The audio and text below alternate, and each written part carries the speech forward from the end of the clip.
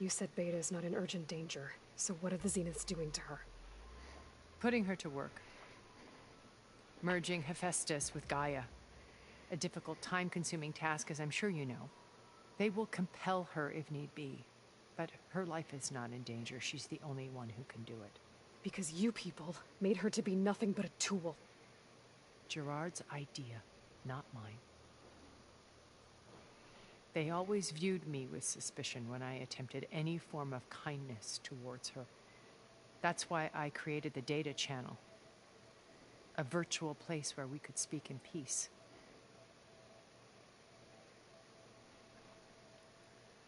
So this channel you shared with Beta, none of the other Zeniths ever found out about it? Gerard believes he's the most cunning of all of us. Even after 1,000 years, he still can't imagine that I would outwit him.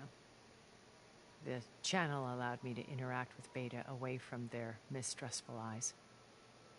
It offered us a chance to be ourselves. Until you cut off all contact. Yes. Though it pained me. I was worried that our meetings would do her more harm than good. She felt like you tossed her aside.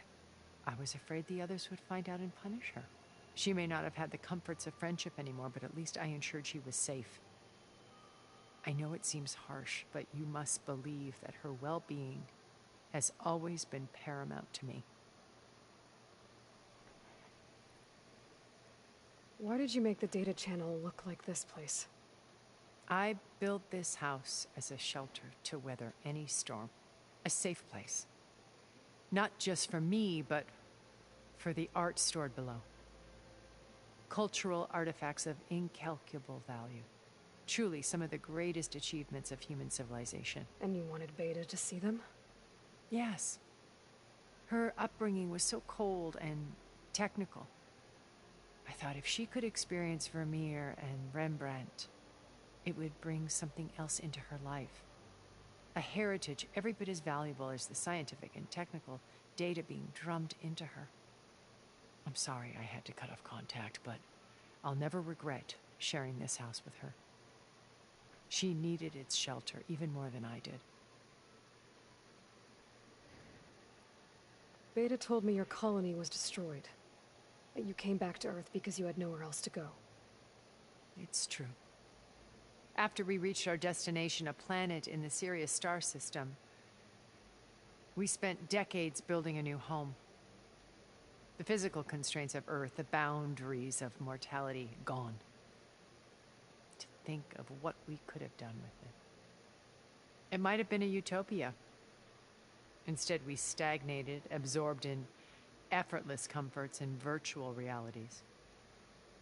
It took a cataclysm to finally yank us out of our stupor. What happened? A massive geological event. We knew of instabilities in the planet core, but we underestimated them. By the time the collapse was upon us, it was too late to stop it. Only a few of us made it to the ship in time.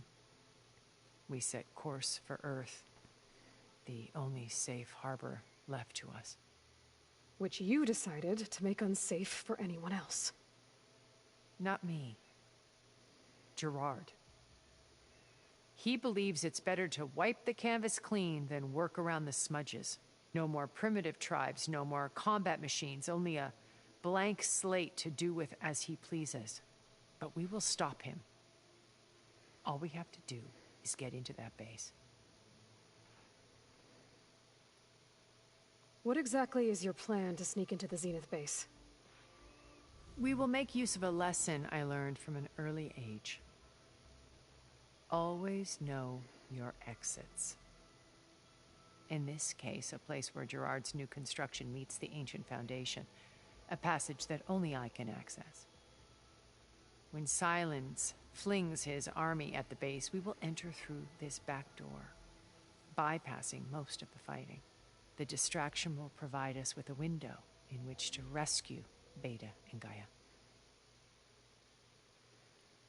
Once we're inside the base, where will we find Beta and Gaia? Here in the command center.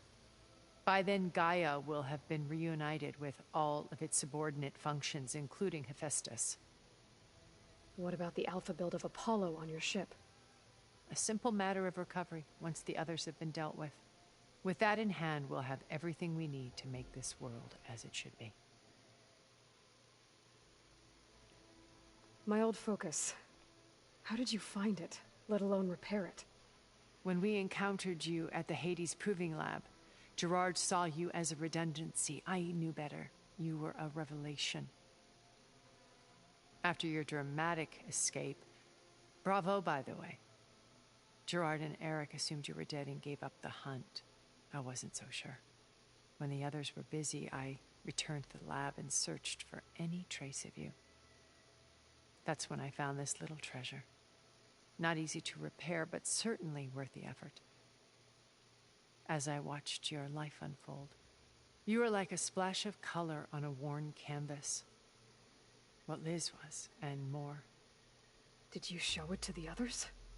Of course not. It was your actions that inspired me to defy them. It's worth noting that if I hadn't found it and watched its contents, I wouldn't have known to save you at the cauldron. You'd be dead. So I should be grateful? If you like.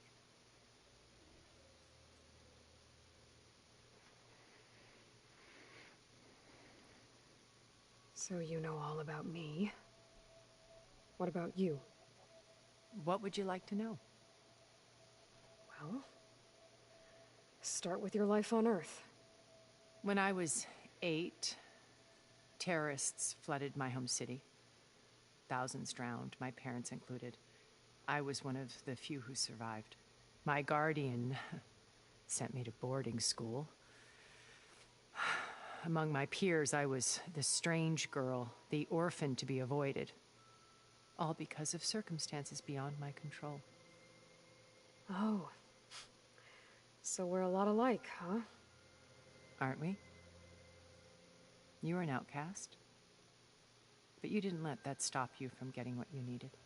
Neither did I. I climbed my way out of desolation and used my wits to build a fortune.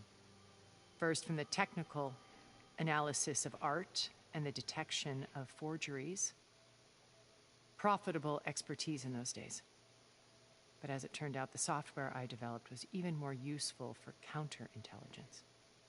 From there, it was only a short step to gathering extremely valuable intelligence on my own. You were a spy? More like a service one could turn to for information. I had to remain anonymous, of course, to protect my privacy. But despite that anonymity, Far Zenith inevitably sought me out. What happened when Far Zenith approached you? They painted an irresistible vision of humanity's future. One where we need not fear illness or death, where we explored the furthest reaches of the stars and thrived. It was only later that I realized that they only intended to bequeath this future to the rich and powerful. By the time I finally figured it out, the walls were closing in, Pharaoh's machines were devouring the earth. So I accepted Far Zenith's invitation to a berth on the Odyssey. I wanted Liz to come, but she had nobler plans, as you well know.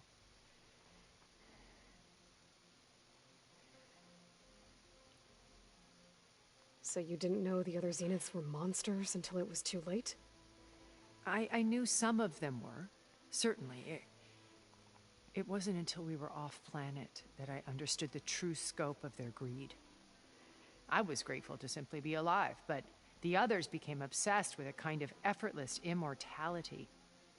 They built a colony where machines serviced their every need, where any memory or fantasy could be endlessly savored in virtual reality.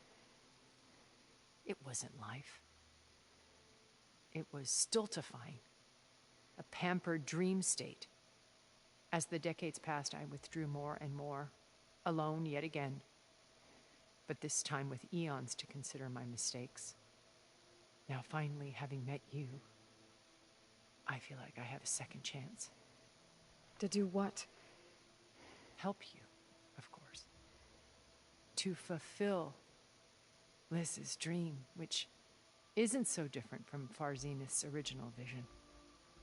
A better future for humanity.